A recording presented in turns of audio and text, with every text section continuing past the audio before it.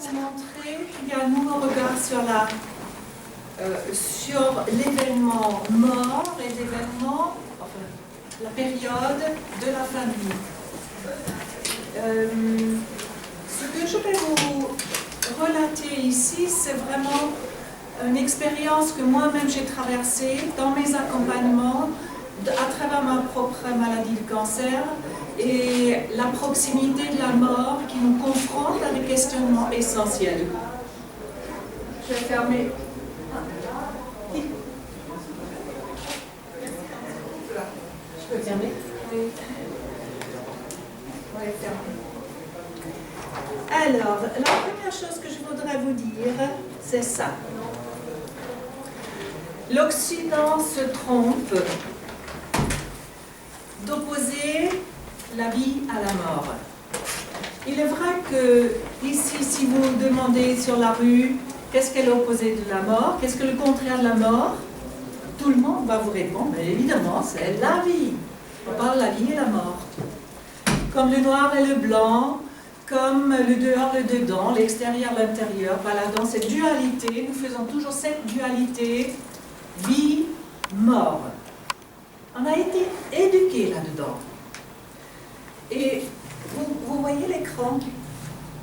Parce que je suis un peu devant. Ça va? Je voudrais vous donner une autre version. Et cette version-là, elle est ça. C'est-à-dire, quand vous allez en Inde, alors eux, ils sont apparemment un peu plus évolués que nous, notamment le bouddhisme, il apporte cet enseignement. C'est pas la vie qui est le contraire de la mort, ou la mort le contraire de la vie, parce que la vie n'a pas de contraire. La vie est avant, pendant et après la vie terrestre. Donc, nous avons en fait la vie qui est, et on a une porte d'entrée et une porte de sortie. L'une s'appelle naissance, c'est la porte d'entrée, c'est l'atterrissage sur Terre, et puis on a la porte enfin, un décollage de la Terre appelée mort. Et entre les deux, ça s'appelle la vie, l'existence terrestre. Et vous comprenez, quand on fait ce parallèle, ça change énormément de choses. Et je vais vous parler donc, juste rapidement, je m'appuie dans mes travaux sur cette découverte de Bernard Monteau, faite à travers une expérience corporelle, c'est-à-dire, il appelait ça la psychanalyse corporelle. Vous trouvez d'ailleurs un stand en bas chez les thérapeutes. C'est la recherche de nos traumatismes du passé, le revécu de ces traumatismes, dont notamment le traumatisme périnatal, donc la naissance. Et à travers le revécu de la naissance, donc de centaines d'adultes, il en a tiré la quintessence sous 7 étapes que le bébé traverse. Ce dont je vais vous parler par la suite, et dont j'ai tiré ici, c'est ce livre qui est un guide pour les mourants et pour les proches qui l'accompagnent, ces 7 étapes correspondantes. Donc je vais vous donner un brossage de cette initiation, dont nous avons la première, notre initiation à la Terre. La naissance en 7 étapes, dont 3 intra-utérines, dans le ventre encore, et 3 à l'extérieur. Et la 4e étape, ce serait l'étape de transition de la vie dedans vers la vie dehors. Nous mettons en face les 7 étapes de la mourance. Enfin, j'ai mis en face les 7 étapes de la mourance. Et j'ai cherché, parce qu'à un moment donné, Bernard Monteau m'a dit, moi j'ai fait la naissance, mais toi, occupe-toi de la mourance. Et je me suis posé la question, après Kubler-Ross, qui était mon inspiratrice pendant une quinzaine d'années, tout à fait, je me suis posé la question, mais alors c'est quoi? La décision de naître du bébé qui veut venir au monde, ça c'est quoi? Est-ce que ça c'est une décision de mourir? Et alors, il y a plein J'ai dû réfléchir, j'ai compris que je ne comprenais rien. Que j'avais accompagné sans rien comprendre parce que j'ai accompagné comme ça un peu les étapes, bien sûr les étapes émotionnelles, mais je n'ai pas compris à travers les phases, comme un gynécologue qui accompagne une maman, pendant la naissance, il sait où en est la mère. Et c'est très important qu'on sache où on en est dans un processus, parce que les actes ne seront pas les mêmes. Les actes d'accompagnement. Je continue. Nous avons donc, autant pour la naissance que la mourance, les premières étapes qui sont des expériences et épreuves physiques. Et les dernières épreuves, ce sont les épreuves psychologiques, psychiques et spirituelles. Donc maintenant, je vais d'abord me pencher. Je vais vous faire toujours le parallèle entre la naissance et le mouvement. Ce sera une sorte de danse entre le début de vie et la fin de vie. Nous avons donc en premier la décision de naître. Vous trouverez ce schéma aussi dans le livre, si jamais. Hein? Donc, épargnez-vous de prendre des notes si ça vous intéresse. Hein? La décision de naître, en fait, c'est ce qui enclenche la naissance. L'enfant envoie une hormone au corps maternel et ça y est, c'est le début des contractions. Mais, regardez à quel moment ça se passe. C'est au 9e mois, normalement. Hein. Avant, bien avant, souvent déjà à partir du 7e mois, qu'est-ce que fait l'enfant? Il se retourne. Il se met face à la porte sortie, il ne bougera plus. Au 8e mois, 9e mois, ça devient extrêmement compliqué. Déjà, c'est très dur de se retourner. Et on a 3% qui se présentent en siège. Donc, ça dit « Non, non, non, je ne vais pas y aller ». Déjà, en fait, la décision de naître, c'est dit « Non, je ne vais pas décider de naître, je ne veux pas naître ». Il faut bien l'entendre. Hein. Et puis, quand même, des 97 sont tête en avant. Ils face à la porte sortie comme pour dire « Ça y est, on y va ». Il faut y aller parce qu'on étouffe. Il faut sauver sa vie, bien sûr. Alors, je continue. Nous venons à la mourance. Regardez, la première étape de la mourance, comme je l'ai identifié, ça s'appelle, en général, un diagnostic de maladie fatale, incurable. Il y a certaines vieillesses qui sont très progressives, où il n'y a pas une maladie proprement dite, mais où ça se passe d'une manière beaucoup plus, avec des diminutions qu'on peut appeler les contractions de la fin de vie. Hein. On diminue, de plus en plus. Mais là, je traitais quand on a un diagnostic, parce que, en fait, c'est pas si mal que ça qu'on ait un diagnostic, parce que ça nous permet de nous préparer.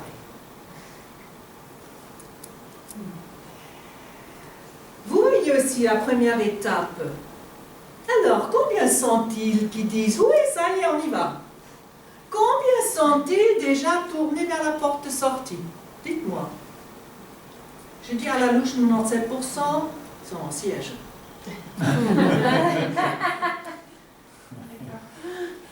Et peut-être 3% évolués suffisamment intérieurement qui disent « Mais oui, c'est l'heure, allez, cette maladie. » Ma foi, j'ai terminé ce que j'avais à terminer, j'ai fait ce que j'avais à faire.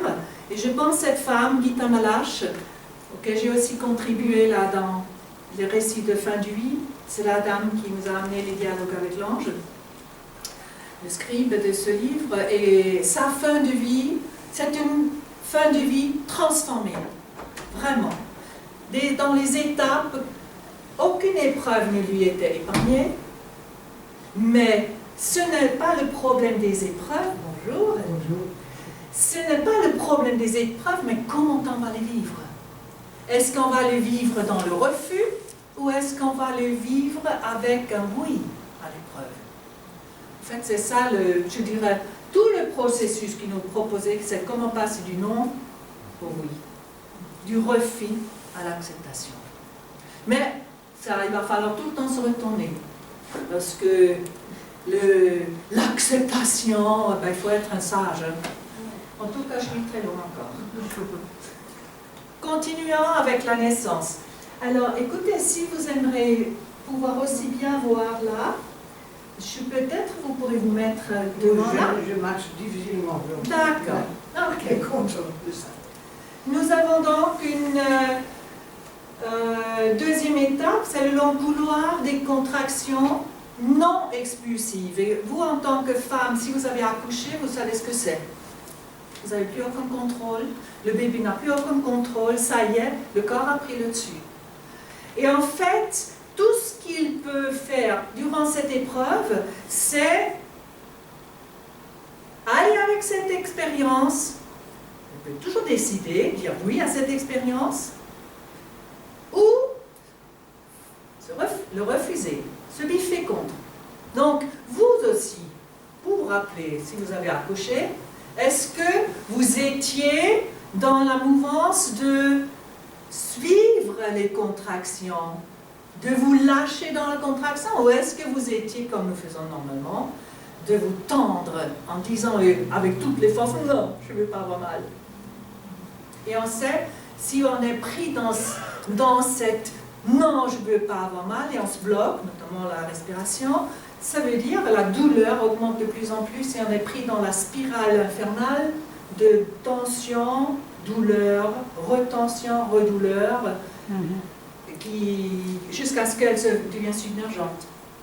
Mais entendez bien, il y a un grand enseignement dans cette expérience. Et c'est pour ça que l'accompagnement d'une maman est très important durant cette phase, qu'elle apprenne à lâcher.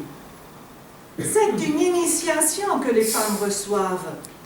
Comment lâcher dans la douleur, alors qu'on se tend normalement dans la douleur.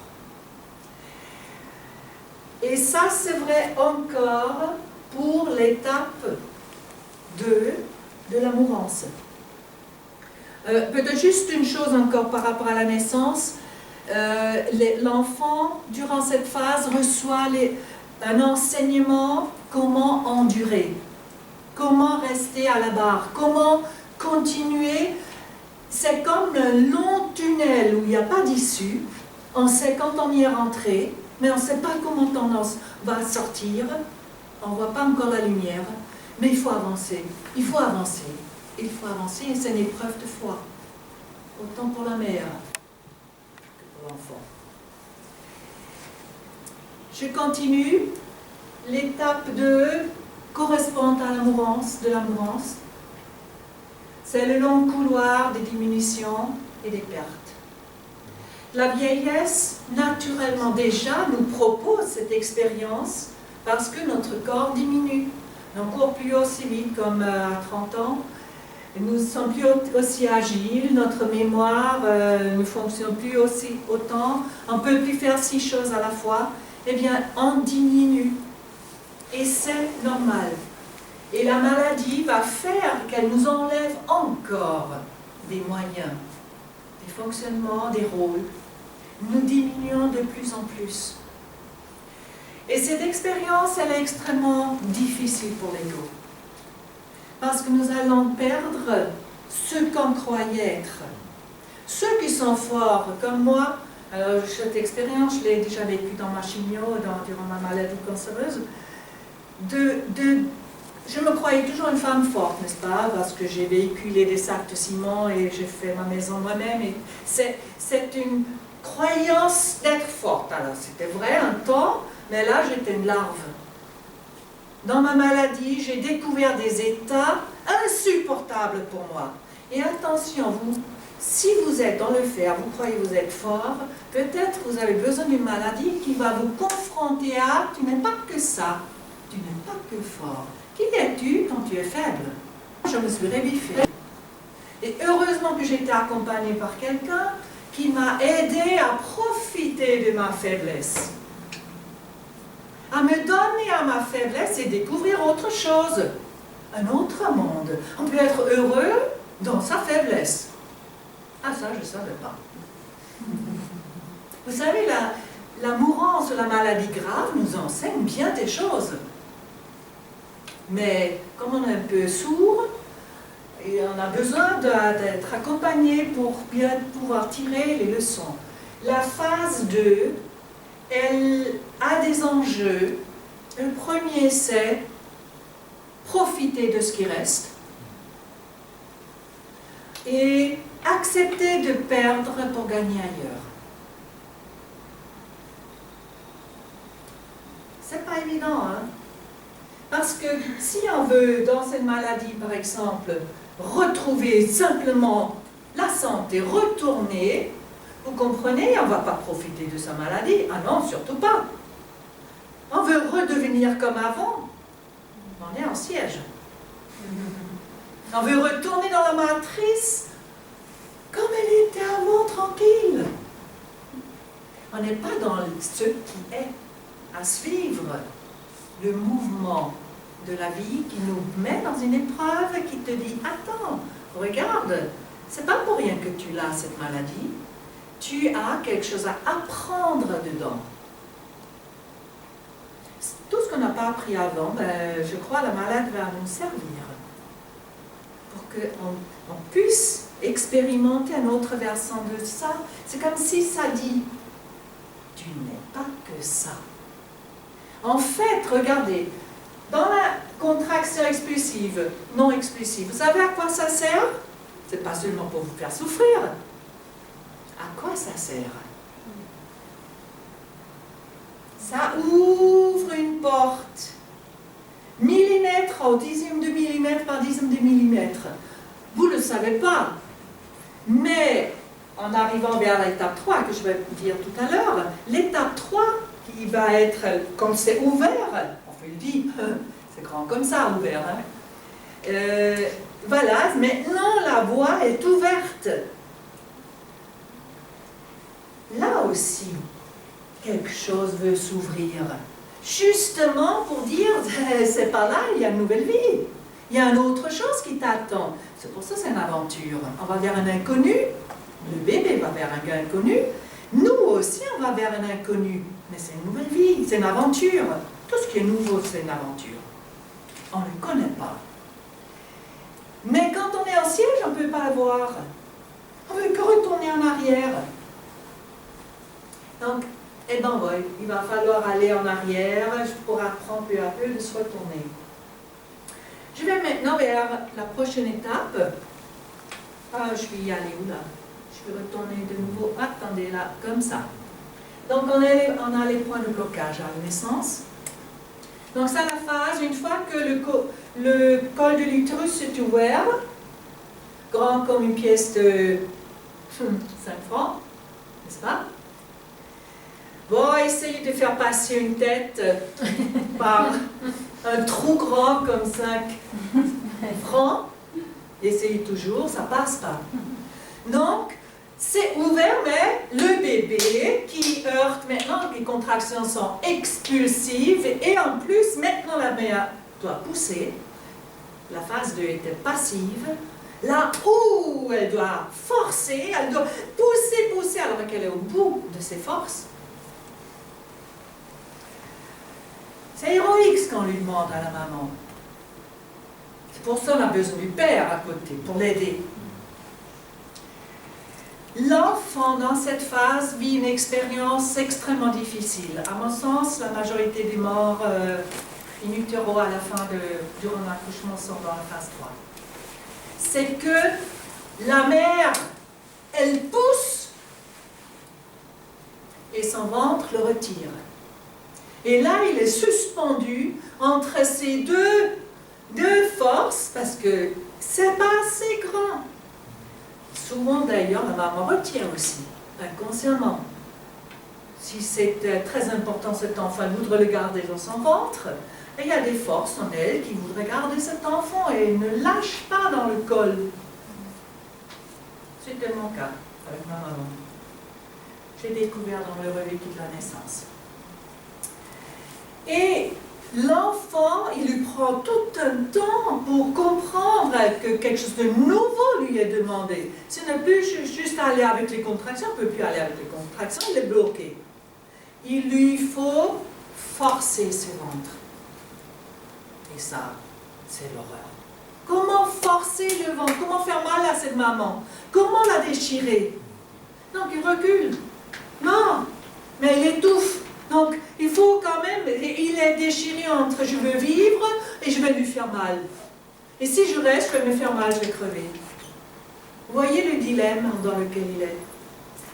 Et pour sauver sa vie, alors certains médecins, ils n'hésitent pas à ce moment-là, hein, il se met avec tout son poids sur le ventre pour pousser. Ils prennent des forceps pour tirer, ils le sauvent de force, ou carrément ouvrent le ventre en urgence. Donc à la naissance, on fait vraiment tout. Allez-y. Bonne conférence. Merci.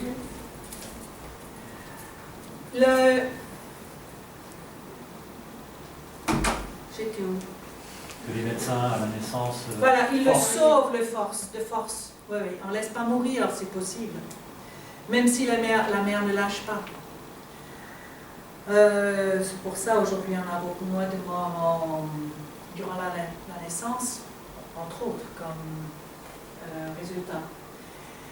Mais le bébé, il devrait pouvoir forcer ce passage pour dire « je veux vivre, je dois vivre », même si tu ne me lâches pas. Alors, cette expérience lui demande de choisir sa vie.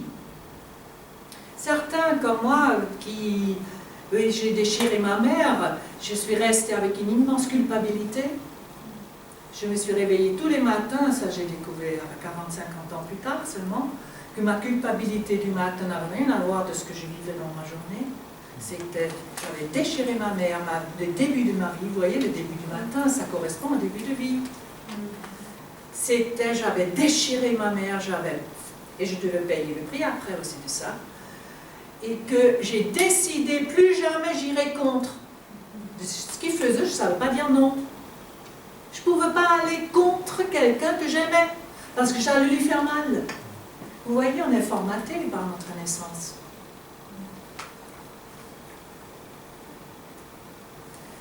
Je viens à la phase correspondante. Ça s'appelle les points de blocage de la fin de vie liée à l'attachement. Et là, ça dépend de chacun à qui tu es attaché le plus. Il y en a qui sont attachés à leur compte en banque, à leurs actions, à tout ça, très matériel, à leur maison, qui sont attachés à des choses terrestres.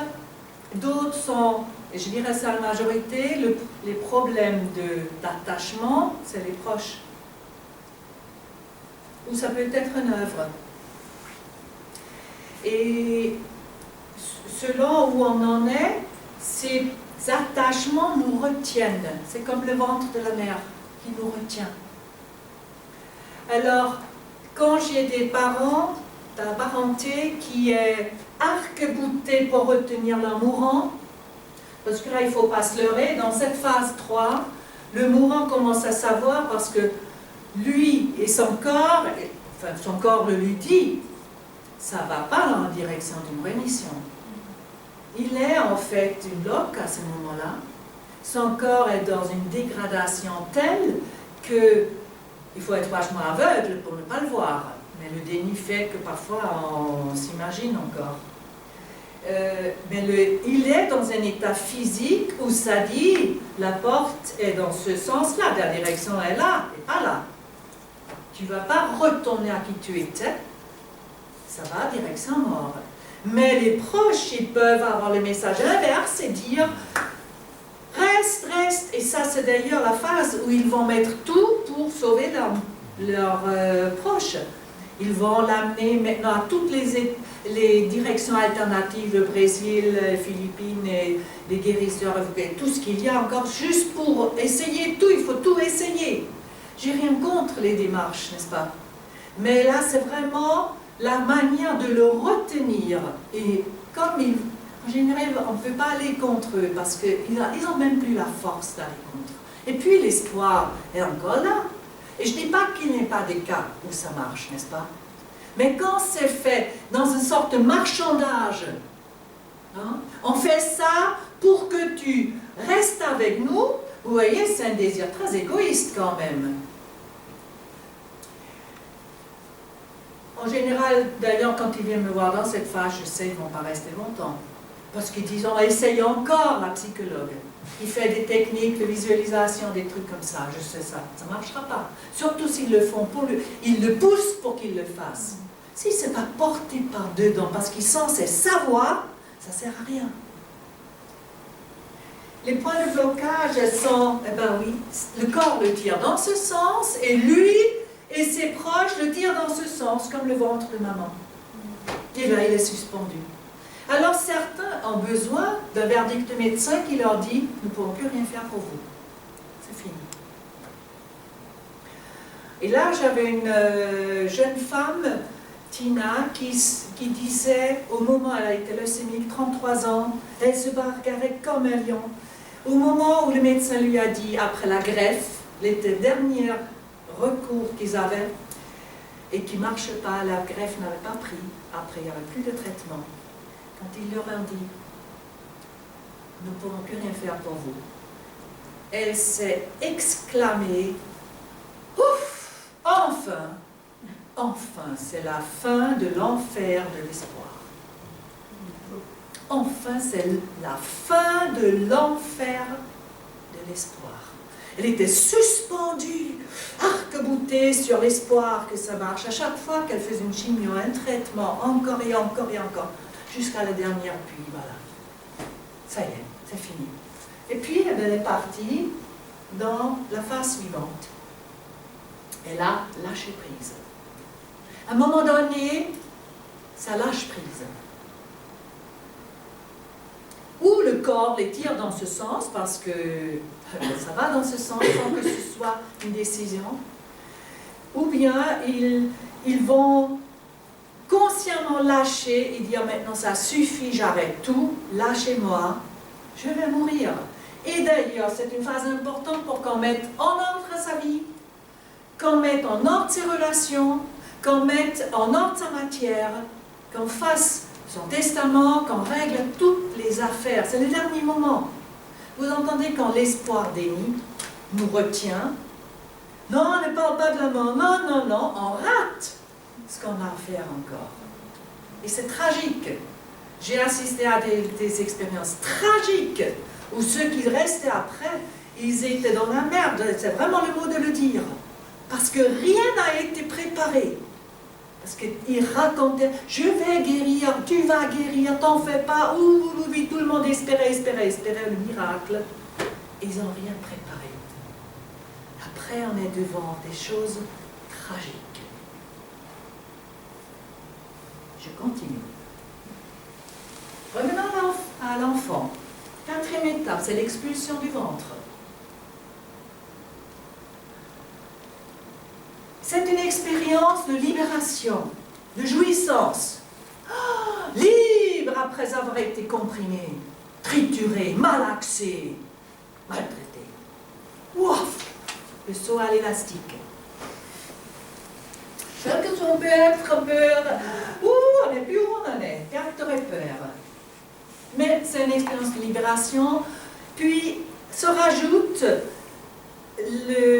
l'avalanche des sensations corporelles qui arrivent. Le froid, donc la température, la lumière, tout ce qui arrive au niveau sensoriel, ça, qui le submerge, parce que c'est tout nouveau. Ben oui, la Terre arrive avec ses paramètres. Nous avons aussi une sortie dans la mouvance, mais celle-là, c'est pas la mort, hein? Non, non, non, non. Il y a vraiment une sortie avant. Et ça m'a pris longtemps pour le comprendre. Oui, le mourant, à un moment donné, il sort du personnage qu'il a été. Il le quitte vraiment.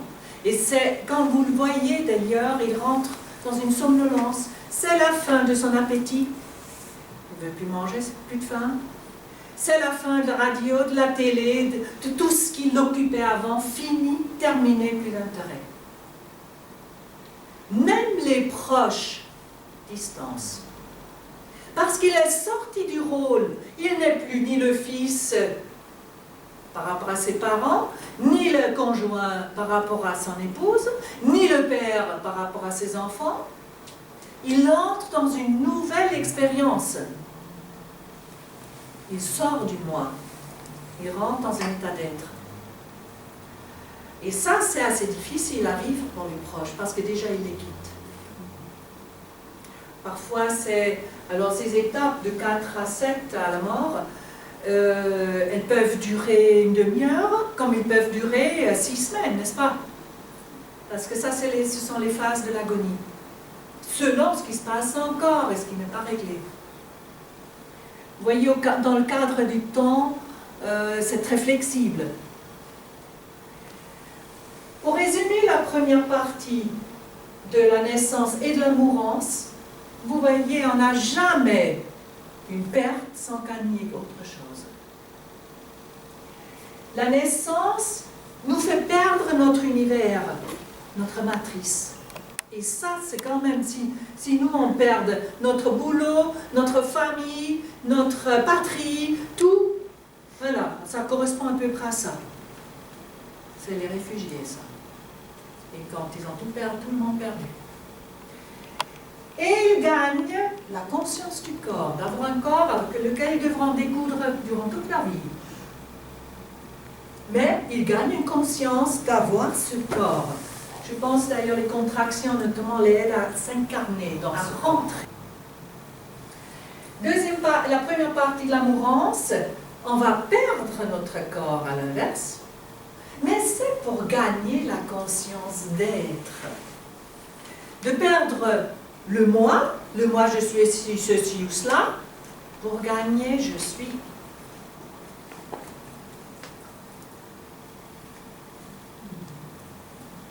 Maintenant, je vais me pencher sur la deuxième partie de la naissance. Et en premier, je vais vous la donner tout de suite avec les différentes étapes, et puis opposer après les étapes 4 à 7 de la mourance. Pour comprendre combien l'enfant a maintenant une nouvelle expérience, parce qu'il est dehors du ventre, mais ça fait partie encore de la naissance. Et vous verrez, il a une épreuve encore à passer, et elle est nécessaire, c'est la confrontation à notre humanité, à ces pauvres humains qu'on est. Je vais prendre maintenant la bouteille pour vous montrer quelque chose. Ce sera mon bébé. Après l'expulsion du ventre, on a la phase des soignants. Entre 4 et 5, vous pouvez mettre un trait, c'est-à-dire la rupture du cordon. On le met sur le ventre de la mère actuellement, mais dans le revécu de la naissance, ça ne nous a jamais apparu comme étant quelque chose de fondamental. Et on le comprend dans la phase 4, comme il est tellement submergé par toutes les sensations nouvelles qui lui arrivent. Ce n'est pas, probablement c'est plus apaisant pour la mère, c'est nécessaire pour la mère de faire le premier contact avec son bébé, mais le bébé, lui, il est complètement, c'est quand même, il arrive sur Mars là. Et quand tout est nouveau, bon, d'être sur le ventre ou pas, c'est une chose de plus, mais certainement si sa mère calme, c'est un paramètre positif pour lui. Mais ce n'est pas déterminant. Par contre, après, les soignants vont le prendre. Alors ça le marque. Là, on va le mesurer, 52 cm. On va le peser. On a nos 3,6 kg. Et puis, on va le laver, n'est-ce pas? On va le frotter, on va contrôler sous toutes les coutures, si tout y est, tous les trous en ordre, ouverts. Voilà. Et puis, on va l'habiller.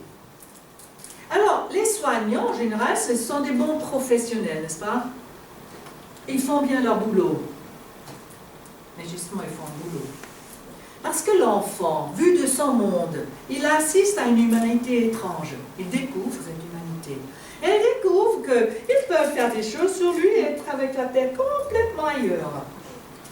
Penser à une autre qui est en train d'accoucher, enfin qui hurle, à penser à leur chef qui leur a fait une remarque déplaisante, et puis ça fait oh. Ça peut être des problèmes de couple, de la famille, des histoires, oh là là, il faut que je me dépêche, oh là là, bah, vous voyez où on en est, mais que c'est comme nous, non? On lave notre vaisselle en étant tout ailleurs, on joue avec nos enfants en étant avec la tête souvent dans la liste de courses. On est ailleurs. Et ça, l'enfant ne comprend pas parce que lui, il est où est son corps. Il est un. Il voit des gens qui sont là avec leur corps et la tête est complètement à des milliers de kilomètres. Comme notre mari quand il mange sa soupe, qu'on a fait beaucoup d'amour et il ne se réalise même pas qu'il mange une soupe parce qu'il est encore au bureau. C'est vexant, hein? Comme ça vous avez une petite idée de ce que c'est, ce que le bébé. Et il est devant cette humanité bizarre qui le touche, qui fait des choses sur lui, mais qui n'est pas avec lui. Ils ne sont pas avec lui. Et on doit apprendre à lui parler, à être avec lui. Alors il ne faut pas être parfait, attendez. Si l'infirmière-chef a fait une réflexion désagréable, critique, etc., elle se fait « elle me fait chier, cette bonne femme », eh bien vous le dites à votre bébé « elle me fait chier, cette bonne femme, tu sais, vraiment c'est difficile, je ne suis pas très là, excuse-moi ». Et puis, dès qu'on fait cette confession, eh bien, on est là. On revient à être là. Donc, entendez bien, il ne faut pas être... C'est l'absence qui est grave. Attendez, je vais continuer là un peu. L'absence et l'inconscience. Est-ce que j'ai fait quelque chose? Non, rien. Si. Donc, c'est l'absence et l'inconscience qu'il découvre. Ben oui, notre humanité est ça, absente et inconsciente. Et c'est pour ça toutes ces démarches actuelles de la présence, d'être présent. Et si vous voulez accompagner des mourants, il va falloir apprendre à être présent, d'être là. Ou bien si vous êtes ailleurs, happé par des choses autres, pouvoir le confier, pour être là de nouveau. Et c'est tout un art. Parce qu'on est divisé, on est dissocié, on est là, et puis notre tête est ailleurs, émotionnellement, ça nous met hors de nous. Donc, après, bien autre épreuve. Bon, on y est. Nos parents.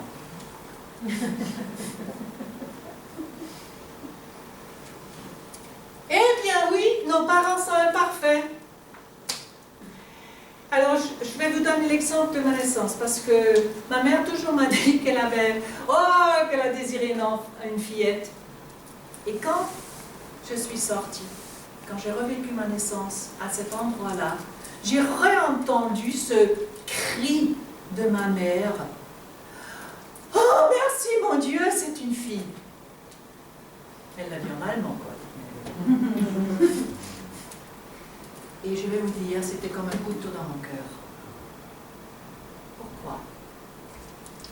À l'instant, je savais, si j'étais un garçon, elle ne m'aurait pas aimé. Je t'aime parce que tu es une fille. Et je me rappelle, dans ma séance, j'ai crié, je suis pas une fille, je suis moi. Parce que l'enfant ne sait pas ce que c'est le sexe. Il ne sait pas ce que c'est être fille, garçon. Mais il sent cette énergie, je t'aime parce que. Je t'aime si. C'est ça ce qui nous fait si mal. C'est ça ce qui nous brûle. C'est ça ce qu'on cherche chez nos conjoints, on ne le trouve pas. Ou si rarement. Et c'est ça ce qu'on doit conquérir pour nous. Une inconditionnalité pour nous, et nos bêtises, et nos erreurs, etc. Et ça, c'est le boulot qu'on aura à faire. Apprendre cette tendresse pour soi. Après, on pourra l'avoir pour nos parents aussi. Le pardon pour soi va nous amener au pardon aux autres. Et pas l'inverse. Donc là, on est devant l'amour conditionnel et on est devant des papas, mamans qui s'aiment, un peu à la folie, pas du tout, qui aiment leur enfant, qui vient, elle oui, lui non, lui oui, elle non, elle un peu, lui pas du tout, etc. Vous voyez tout ce qu'on a là. Pour certains, c'est une charge, bah, c'est le cinquième, on n'en voulait pas. Pour d'autres, c'est l'héritier rêvé, le Dieu qui va arriver, qui va les sauver, c'est qui va les coller ensemble par leur amour. C'est un scotch entre eux, donc comprenez, si divorce, c'est l'horreur pour cet enfant, il est chargé de les tenir ensemble. Voilà, on est devant toutes les circonstances que vous pouvez imaginer, vous avez les vôtres. Vous aviez vos parents, et tout ce qu'ils vont en projeter sur vous, tout ce que vous deviez être, pour eux parfois, vivre à leur place, comment faire quelqu'un qui avait une valeur, etc. Ça c'est la naissance. Oh, je vais continuer là. Et on arrive, vous comprenez, après ça, ils frôlent la folie, parce que c'est trop, ils viennent de l'amour inconditionnel, ils découvrent le monde extérieur, cette humanité bizarre, ils disent, moi je ne supporte plus, parce que les enfants ont des organes de sens immenses, ils sentent tout de nous. Vos enfants vous connaissent jusque dans vos tréfonds, c'est inconscient bien sûr, mais on les découvre de nouveau dans cette thérapie de retrouver la naissance. On retrouve ce que maman sentait, ce que papa sentait, ce qu'il pensait. On sait tout au fond de nous. Et alors, qu'est-ce qu'on fait? On ferme ses organes de sens pour souffrir moins. Le premier mécanisme de défense. Et ça va nous accompagner toute notre vie. Dès que quelque chose nous fait mal, eh ben, on va se fermer, nous défendre. Mais c'est le départ du moi. Attendez, non, on n'est pas là. Pas encore. Oui, c'est écrit en haut. On va perdre le ventre d'amour, mais on va gagner une conscience du moi. On devient petit égo. Oui, là encore, rudimentaire, hein? Mais c'est le départ avec le traumatisme de la naissance.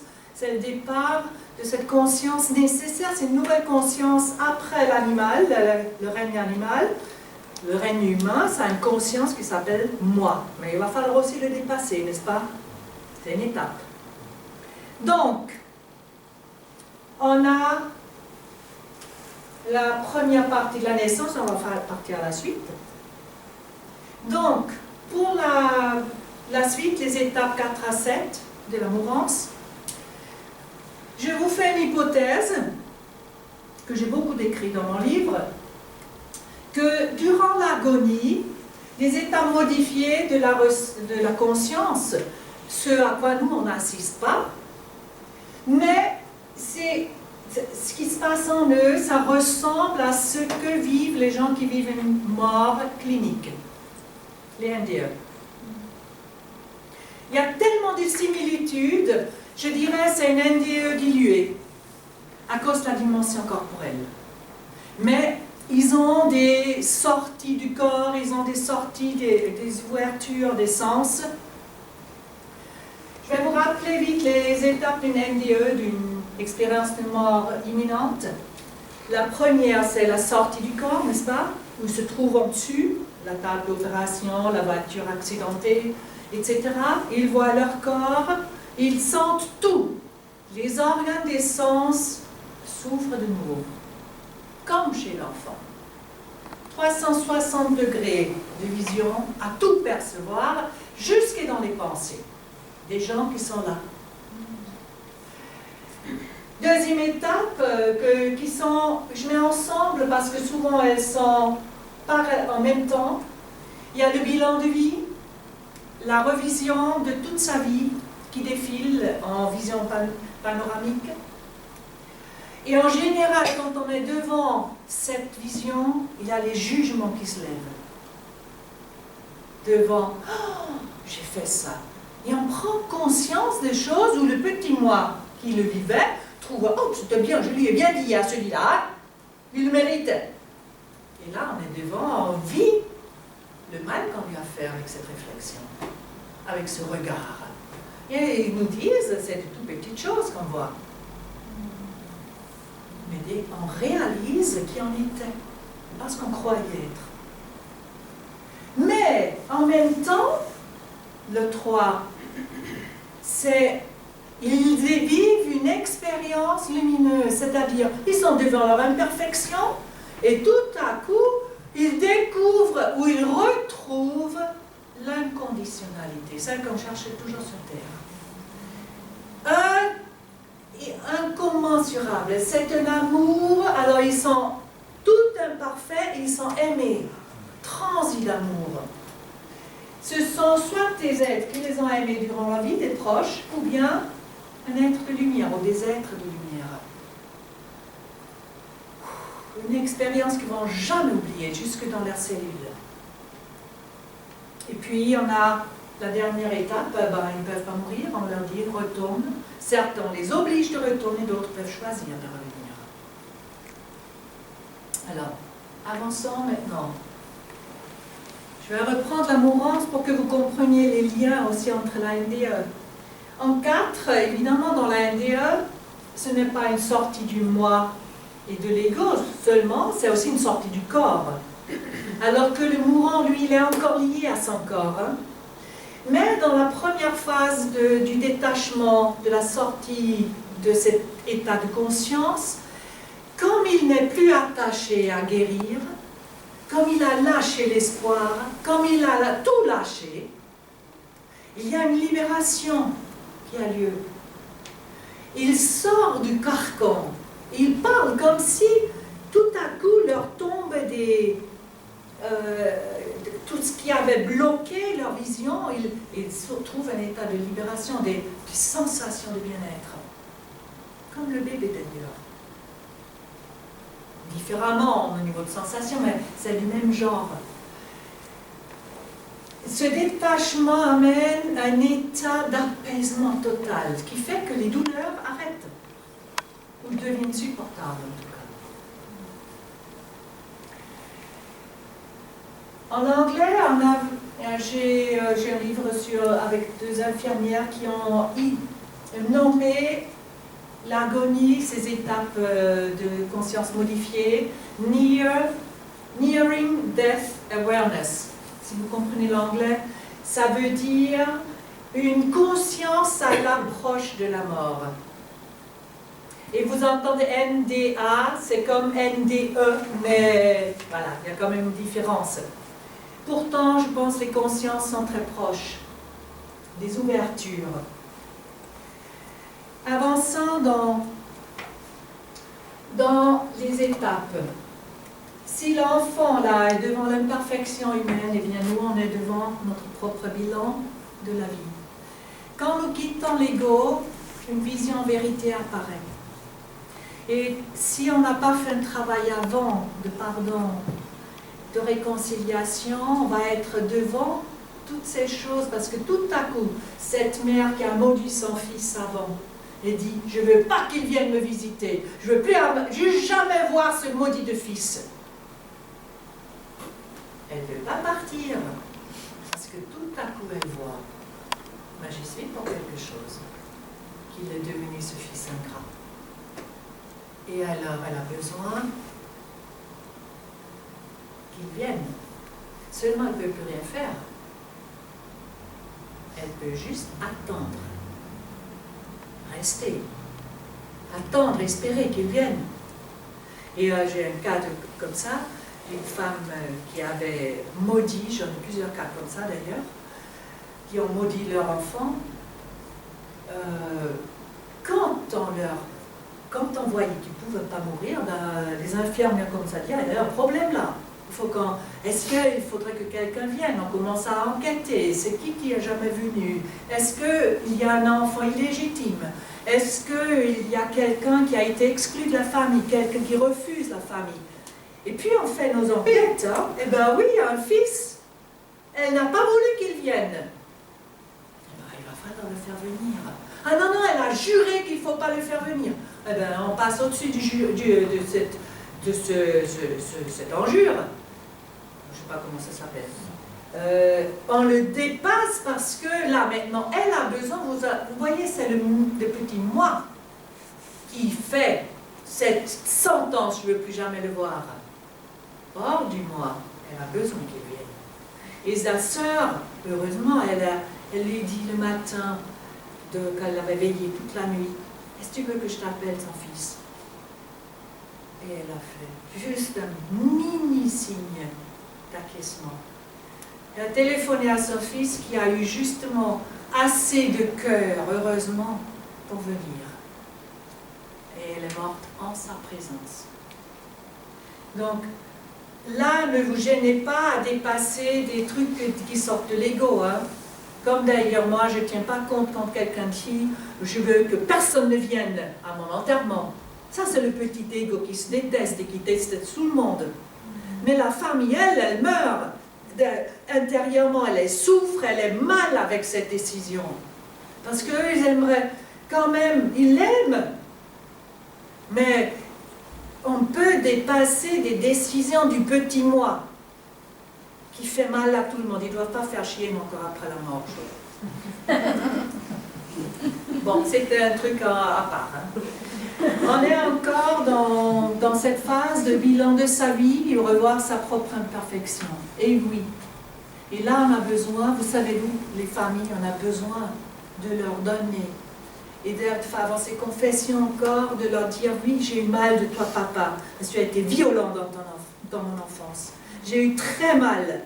Mais en même temps, quand on voit qu'ils sont plus rien, qu'ils sont comme des petits-enfants, qu'ils sont vulnérables, et bien notre cœur peut s'ouvrir. Parfois, on a besoin de faire un travail en dehors pour pouvoir arriver à un pardon et lui dire.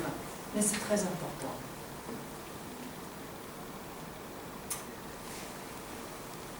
Alors, oui, je suis sûre qu'il y a déjà des proches qui viennent à leur vie. Moi, j'appelle ça les équipes de l'au-delà, les sages-femmes de l'au-delà. Ils sont là, ils l'entourent déjà. Il y a des êtres de lumière, il y a des proches, il y a des amis qui le voient. J'ai des témoignages de certains qui disent « Oh, qu'est-ce que ma chambre est peuplée !» Et puis quand on leur demande « Mais qui tu vois là ?» Ils disent « Ah, ben je ne sais pas. » Alors j'avais une patiente, elle avait la visite de tous ses 5 frères décédés avant elle, elle était la plus jeune. Quand je l'avais en thérapie avant, elle savait par son cancer qu'elle allait mourir. Mais après la vie, il n'y a rien. La mort, c'est fini. Et bien, pensez donc là, les 5 frères qui sont apparus, elle n'a plus aucun problème. Ils étaient morts et apparaissaient. D'autres, ouais, leur maman. D'autres, enfin, des êtres qui sont d'amour pour eux. Et qui sont là pour les aider dans la transition. Donc, ne parlez surtout pas d'hallucination. Nous, on ne voit rien, on est aveugle. À moins qu'on ait une vision dans l'au-delà. Mais eux, ils voient, leurs yeux s'ouvrent comme chez l'enfant, hein, comme chez les bébés. Ils ont des grands organes de sens, c'est-à-dire qu'ils vous sentent jusque au tréfonds de vos pensées. C'est pour ça qu'on peut leur parler même dans le cœur. Mais pour nous, parfois, c'est bien qu'on parle à haute voix. Et ils savent qui nous sommes. C'est pour ça, et pour y aller, je crois, c'est bien de pouvoir se poser intérieurement, se recueillir. C'est encore l'heure. Bon. Juste la dernière chose, ouverture totale des sens sous 5, n'est-ce pas? Sous 7. Et là, nous avons quelqu'un qui est né dans l'au-delà. L'accouchement est fini dans l'au-delà.